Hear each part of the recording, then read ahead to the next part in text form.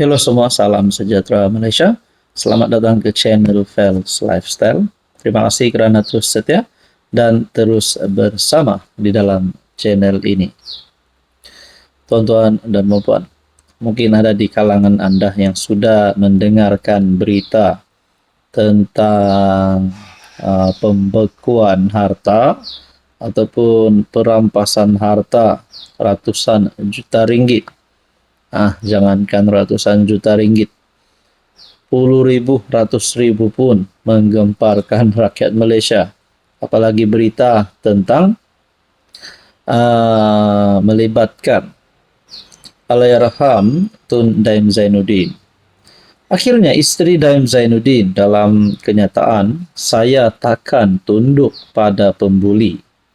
Naimah Abdul Khalid, isteri Allahyarham Daim Zainuddin, meluahkan kemarahan terhadap tindakan terbaru SPRM, merampas lebih banyak aset keluarganya dan berikrar akan mencabar tindakan itu di mahkamah. Katanya, tindakan itu akan diambil demi mempertahankan apa yang tidak sepatutnya dirampas dalam negara yang ditadbir oleh undang-undang. Naimah menyifatkan tindakan SPRM bermotifkan politik dan bersifat dendam. Saya tidak akan tunduk kepada pembuli. Kebenaran dan keadilan akan menang, katanya dalam kenyataan. Mahkamah Tinggi Kuala Lumpur membenarkan permohonan ex parte sebelah pihak SPRM untuk membekukan akaun bank dan hartanah Naimah bernilai lebih RM750 juta, termasuk kediaman mewah di London. Langkah tersebut diambil siasatan terhadap Daim dan Naimah berhubung Seksyen 4 dalam kurungan 1 Akta Pencegahan Pengubahan Wang Haram, Pencegahan Pembiayaan Keganasan dan hasil daripada aktiviti haram 2001.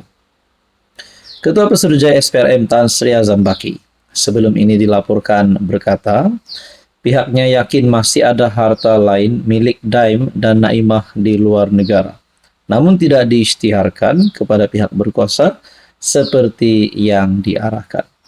Jadi adakah ini boleh menyebabkan satu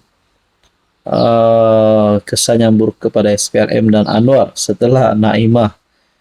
Bagi saya ini adalah amaran daripada isteri Daim Zainuddin. Saya takkan tunduk pada pembuli. Dan adakah maksud Naimah tindakan ini bermotifkan politik dan dendam ditujukan kepada Anwar? Adakah selepas ini Naimah akan mengambil satu lagi tindakan yang lebih agresif? Apapun, kita nantikan saja. Hai, hello, salam sejahtera Malaysia. Selamat datang ke channel Fels Lifestyle. Terima kasih kerana terus setia dan terus bersama di dalam channel ini. Saudara-saudara, tuan-tuan dan puan-puan, mungkin Anda yang menonton video ini adalah penyokong tegar. Anda adalah pengundi bagi Datuk Seri Anwar Ibrahim, penyokong Kerajaan Perpaduan. Dan mungkin juga Anda bukan penyokong Anwar.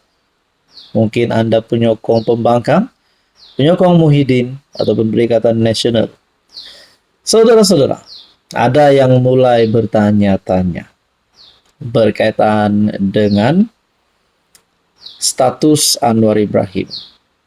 Setelah orang kata ada pergolakan di dalam PKR baru-baru ini berkaitan dengan pemilihan PKR, ada yang mulai mempersoalkan mampukah Anwar bertahan sehingga PRU 16 ini, ataupun adakah Anwar dan kerajaan hari ini mampu menang PRU 16 nanti.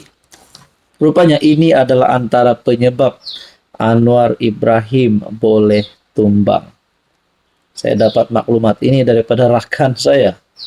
Ini adalah penyebab untuk PMX, Kerajaan Perpaduan pimpinan Anwar Ibrahim, untuk tumbang. Nah, saya akan kongsikan kepada Anda beberapa senarionya yang boleh menyebabkan Anwar Ibrahim tumbang. Seperti yang kita tahu, setakat ini Anwar memang mempunyai sokongan yang cukup daripada Sabah Sarawak, daripada UMNO BN, dan juga ada ahli parlimen lain yang menyokong kerajaan. Tapi tidak mustahil untuk Anwar tumbang. Nah, saudara-saudara, antara senarionya adalah yang pertama, lompat terancam, perjanjian sulit GRS, GPS, dan PN. Bagaimana berlaku? GRS Sabah dan GPS Sarawak. Rasa kerajaan PHBN tak beri cukup kuasa atau peruntukan. Lepas PRN Sabah, kalau GRS skala teruk hilang kepercayaan kepada PH, cari deal baru dengan PN. PN tambah GRS tambah GPS tambah saki-baki dari UMNO, cukup majoriti bentuk kerajaan baharu. Nah, itu adalah senario yang pertama. Yang kedua, senario kemarau ekonomi.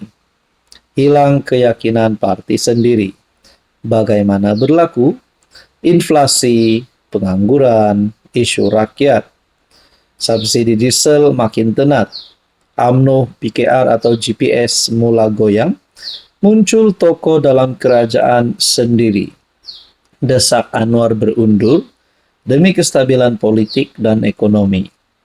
Faktor pemangkin, laporan ekonomi suku akhir negatif, sentimen pelabur asing menurun, tekanan dari bank pusat dan korporat. Dan senario yang ketiga yang mengejutkan. Nah, ini yang paling ditunggu-tunggu oleh pendengar dan penonton di luar sana. Senario yang seterusnya adalah langkah parlimen. Undi tidak percaya secara terbuka. Bagaimana berlaku? Parlimen buka semula sesi. Misalnya Oktober nanti. Satu gabungan baru buat undi tidak percaya secara rasmi. Jika Anwar kalah, undi otomatis letak jawatan. Faktor pemangkin, perjanjian gabungan longgar mula runtuh. MP bebas atau UMNO, klaster Zahid mula belot. Kuasa Agong dan Istana dipanggil masuk campur untuk runding kerajaan baharu. Nah, walau bagaimanapun saudara-saudara, itu adalah antara 3 senario yang saya boleh kongsikan kepada Anda. Nah, 3 senario yang boleh menyebabkan Anwar Ibrahim tumbang. Tapi segala-galanya kita nantikan saja pada PRU 16. Karena semuanya bergantung dengan strategi campaign, bergantung dengan isu semasa, bergantung dengan tren pengundian. Saudara-saudara, apa komen Anda?